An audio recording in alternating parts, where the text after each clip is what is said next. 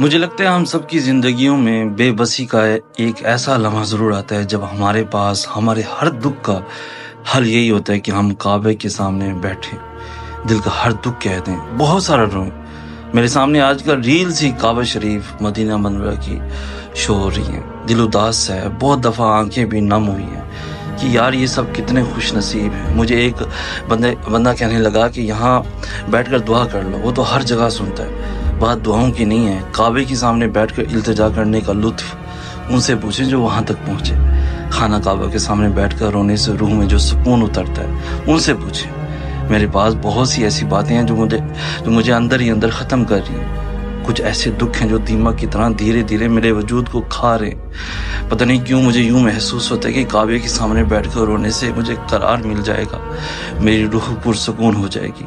दिल में अजीब सी बेचैनी है कि अल्लाह के घर बैठकर वो सब कहना है जिसने मुझे बेबस किया। वो तमाम बातें जो मुझे खा गईं वो बतानी है। अक्सर सोचता हूँ कि यार इतना कुछ पास रखता जा रहा हूँ अपने दिल में, खाना काबा के सामने बैठकर रोया तो वहाँ ही मर जाऊँगा। इसलिए जब कोई वहाँ जाता है मैं उसे ये ज़रूर कहता हूँ कि मेरा नाम लेकर वहाँ दुआ करना, मेरा नाम वहाँ ज़रूर लेना। अब ज़िंदगी में मेरी पहली और आखिरी ख्वाहिश वहाँ तक पहुँचना बन गया है। इंशाअल्लाह आपकी दुआओं से ज़रूर चाहूँगा। कमेंट सेक्शन में आमीन ज़रूर लिख दीजिएगा।